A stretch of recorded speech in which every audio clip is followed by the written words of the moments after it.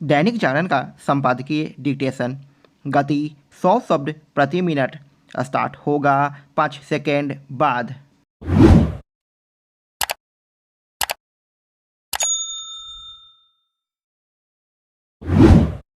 Start.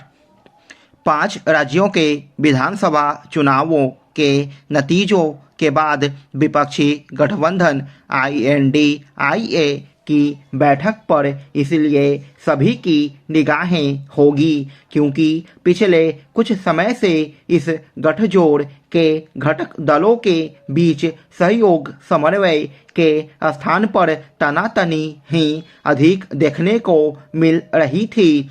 विधानसभा चुनावों के दौरान तो यह तनातनी तलखी में बदल गई थी और इसी कारण 6 दिसंबर को बुलाई गई बैठक को टालना पड़ा था।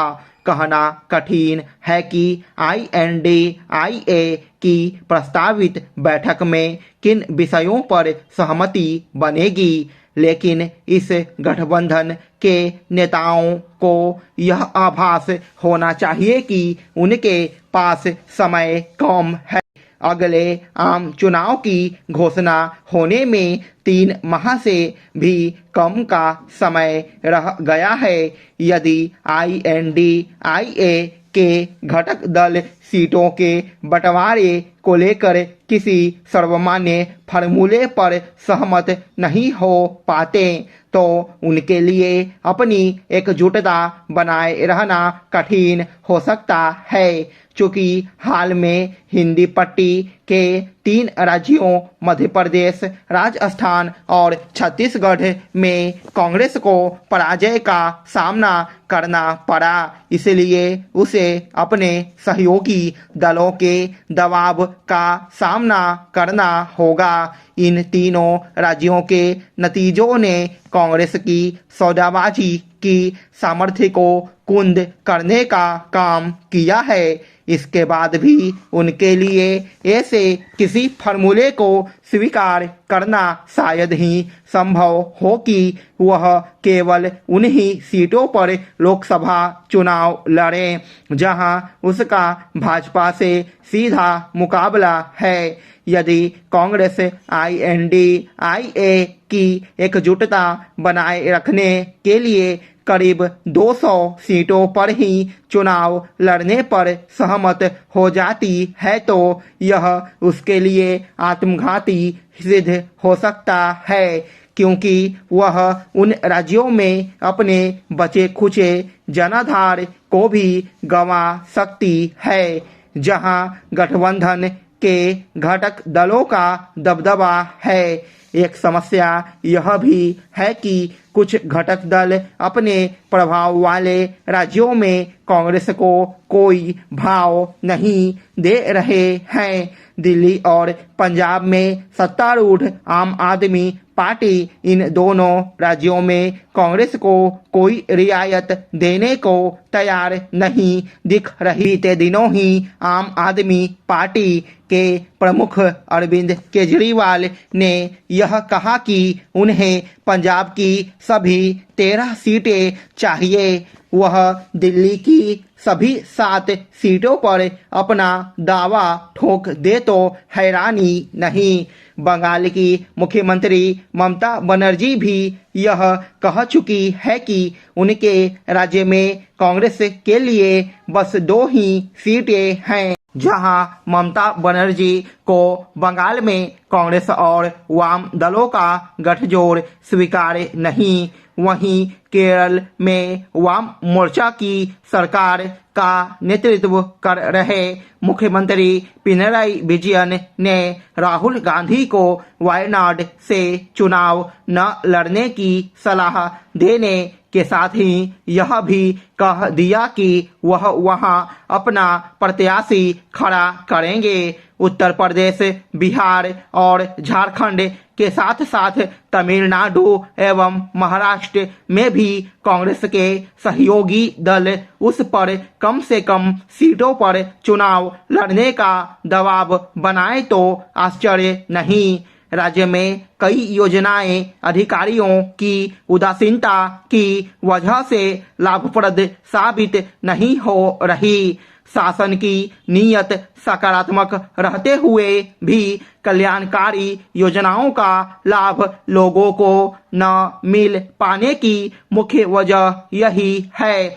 उदाहरण के तौर पर प्रधानमंत्री आवास योजना के ग्रामीण क्षेत्रों में हालात को ही ले लें। महालेखाकार की रिपोर्ट बताती है कि अधिकारियों ने इस योजना की अनदेखी ही नहीं की, बल्कि योजना योग्य व्यक्ति तक पहुँचे इसका भी ख्याल नहीं रखा गया। आधे अधूरे आवास लेकर कई लाभुक इधर उधर की दौड़ लगा रहे हैं। महालेखाकार की रिपोर्ट यह भी बता रही कि योजना में भ्रष्टाचार और विभिन्न तरह की अनियमितता भी हुई है। रोचक यह कि मृत लोगों को भी इस योजना का लाभ दे दिया गया। महालेखाकार की इस रिपोर्ट को केस स्टडी के रूप में लेने की जरूरत है। सिर्फ आवास योजना ही नहीं, कई अन्य योजनाओं में भी ऐसी अनियमितता देखने को। राज्य सरकार ने हर घर नल से जल योजना की परिकल्पना कर जनता के प्रति अपनी जवाबदेही को प्रकट किया, लेकिन जमीन पर इस योजना की हालत ठीक नहीं कही जा सकती। विभिन्न इलाकों में कई विसंगतियां उभर कर सामने आ रही है। कहीं टंकी फटकर गिर जा रही तो कहीं घरों तक पाइप बिछा देने के बाद भी पानी न आने की शिकायत मिल रही है, जबकि राज्य सरकार की यह योजना देश के लिए अनुकरणीय है। बड़ी संख्या में ऐसी कई योजनाओं के उदाहरण मिल जाएंगे। सवाल उठता है कि ऐसे हालात के लिए जिम्मेदार कौन है, इसे दुरुस्त कैसे किया जा सकता है। जाहिर तौर पर इसके लिए जिम्मेदार तंत्र को दुरुस्त करने की जरूरत है। अधिकारियों से सिर्फ पत्राचार नहीं, बल्कि उन्हें कार्रवाई के दायरे में लाकर ही हालात बदले जा सकते हैं। विधानसभा चुनावों के बाद पांचों राज्यों में नए मुख्यमंत्रियों ने कमान भी संभाल ली है। सत्ता परिवर्तन की इस कवायद में सबसे ज्यादा चर्चा राजस्थान, मध्य प्रदेश और छत्तीसगढ़ की है। भाजपा ने इन राज्यों में जीत के बाद नए चेहरों को सत्ता के शीर्ष पर स्थापित कर राजनीतिक पंडितों से लेकर अपने समर्थकों को भी हतप्रभ कर दिया। राजस्थान और छत्तीसगढ़ को लेकर तो तय लग रहा था कि पार्टी अब वहां वसुंधरा राजे और रमन सिंह से परे नए विकल्प को प्रोन्नत करने का मन बना चुकी है। पर मध्य प्रदेश में शिवराज सिंह चौहान के नेतृत्व में मिली जीत के बाद थोड़ी उम्मीद जरूर बची थी कि राज्य की बागडोर शायद उनके हाथ में बनी रहे। हालांकि इन अनुमानों को ध्वस्त करते हुए भाजपा आलाकमान ने मध्य प्रदेश में भी नए मुख्यमंत्री की ताजपोशी कर दी। इसके साथ ही भाजपा की राजनीति में अटल अडवाणी युग वाले सभी मुख्यमंत्रियों की विदाई हो चुकी है।